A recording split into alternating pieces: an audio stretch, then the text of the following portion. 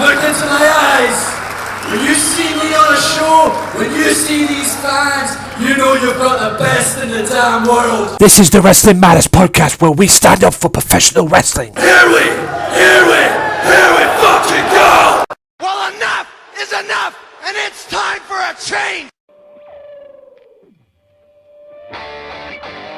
Professional wrestling! This is it! This is us standing up! Yes! Yes! Yes! Yes! Yes! Yes! That's 13-14! Make it till death! Dina, I am the best in the world. Cause that's the bottom line! Cause Stone Cold said so! What's going on, ladies and gentlemen? Welcome to a new series exclusive to the Wrestling Matters channel and SoundCloud.com, where you can download it for free. That's right, it is brought to you by the Wrestling Matters podcast. It is the CWC review. And over the next, I believe, 10 weeks, you're going to get my reviews exclusive to the Wrestling Matters channel and SoundCloud. My name is Anthony Walker. Hope you're all well. And wow, as I'm recording this right now, I have just finished watching the Cruiserweight Classic CWC, and holy moly was it good. Unbelievable start, unbelievable matches, and if the first episode was a taste of what's to come, then I think we're in for a treat here, guys. It kicked off with Alejandro Saez against Gran Metalik, and oh boy, was this good. Early on, Alejandro got control of the match early on, but an awesome, beautiful dive where he runs and jumps off this, like he uses the second rope as a springboard and then dives on Alejandro from Gran Metalik. Just beautiful, beautiful, beautiful. And hey, not to be outdone, Alejandro got a shooting star press off the apron, which was beautiful in its own right as well. Two of my favourite moments of the match, especially that shooting star press. But all in all, a good way to start off the show with the match. And Gran capitalizes on a mistake and hits it was a version of Chris Sabin's Shell Shocked, I believe it is, where he's going to do a DVD and then drives him down. Kind of like what I believe Low Key would do, except he doesn't do it in a suplex position. But he hits him first, or the juicy driver, like what Juventud used to do. But Gran got the win. And I believe, if you look back on the match, guys, I believe as that was happening and Gran got the three count on it, I believe you saw his mask come off. You could see at the back of his head, his mask wasn't there, so I believe they got the mask. His mask came off as he was doing that, but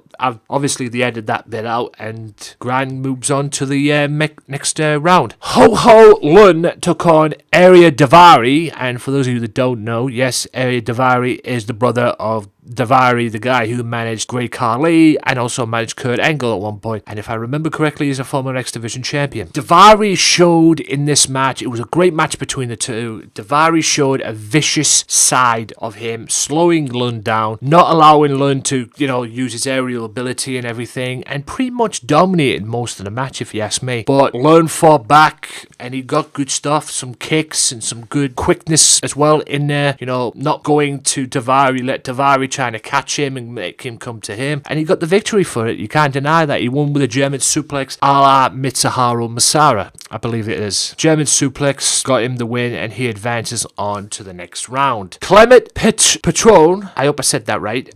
No, I didn't. But Clement went up one-on-one with a guy who I'm very familiar with, Cedric Alexandra. And for those of you that don't know, he is from Ring of Honor. Yeah, you've seen him in Ring of Honor. Cedric Alexandra, a wrestling sequence to start off with, and then Alexandra comes up with one of my favourite moments of the match. I loved it so much. A backflip head scissors into reverse Rana. Good God, is this guy good. No wonder I enjoyed watching him in Ring of Honor. Clement slowed things down and grounded and did what he had to do to ground Cedric in the match as well. Did very well in the process. And I thought at one point during this match, which was a great match, Clement actually got the victory over Cedric because there was a discus clothesline which nearly, how can I put this without sounding like a dick? It nearly killed, you would probably say, Alexandra's momentum, because he did a discus clothesline and turned, and Alexandra did like a flip, like I would say like if he was a shooting star press, if he was going to do a shooting star press, hard hitting stuff, and Cedric manages to get the win, bouncing back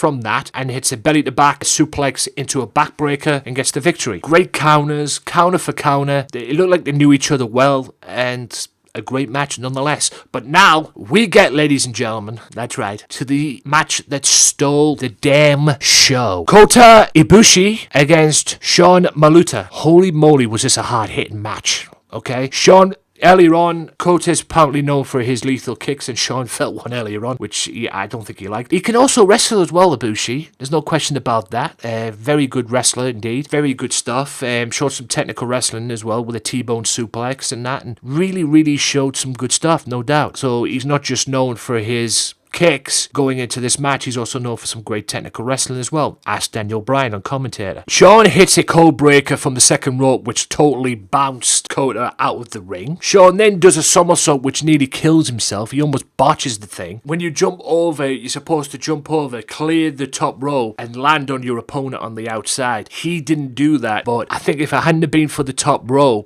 cushioning his momentum as he was trying to do the somersault flip, I think it would have ended very badly for Sean. I think it would have done. So I think in a way he didn't execute the move that how much he wanted, but I think he should thank the top rope for saving him there, because I think that would have ended badly. But he got some of it. He didn't get all of it as much as he wanted. He showed some great combinations. He brought the fight to Kota. Everybody thought this was going to be a cakewalk for Ibushi, but it wasn't. He brought the fight to him. My favorite moment of the match was the triangle moonsault rather, which he's in the ring. Sean's on the outside. Kota jumps over onto the second rope and then does a moonsault on Maluta on the outside. Unbelievable stuff. Great match. And like I said, the highlight of the match was the super kick heard round the world by Sean. Holy fucking Jesus Christ. He almost got the victory with it. And I swear when I saw it, he knocked him out with it. He hit him right on the butt, on the jaw, on the chinny chin. Got him good. And credit to Ibushi, he kicked out of it. This match really took my breath away, and Kota, last ride, hits the powerbomb. He hits the last ride powerbomb and gets the victory in what was just the show stealer of the first episode of this show. And like I say, if this is what was on the first episode, I can't wait for the next episode. Let me tell you, unbelievable stuff. Just great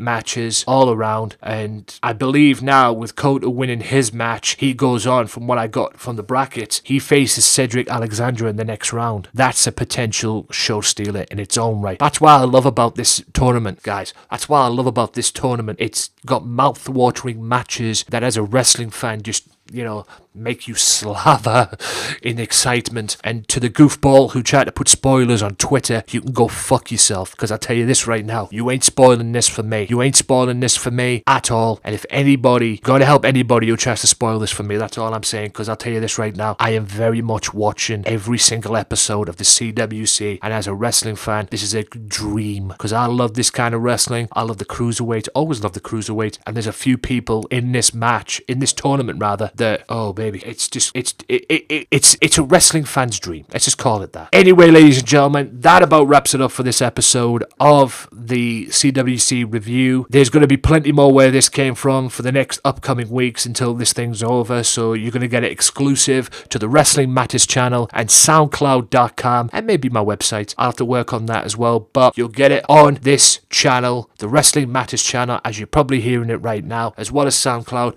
And on SoundCloud you can download it for free. That's right, for free as well, which is no bother as well. The downloads are hitting beautiful numbers, let me tell you, from what I'm seeing, not just on these episodes and the WCPW episodes, but on my podcast in general. And until next time, guys, tune in next week for episode 2. It'll be on straight after, probably on the Thursday, so tune in for that next week. And until next time, Wrestling Matters here on the Wrestling Matters channel and the Wrestling Matters podcast in general. Stand up for professional wrestling, because stuff like this is the reason why I'm a wrestling fan. Thank you. Good night. Peace. Well, enough is enough, and it's time for a change. Professional wrestling, this is it. This is us standing up. Yes, yes, yes, yes, yes, yes. That's 13-14. Make it till death. Dina, I am the best in the world. 'Cause that's the bottom line. Cause Stone Cold said so.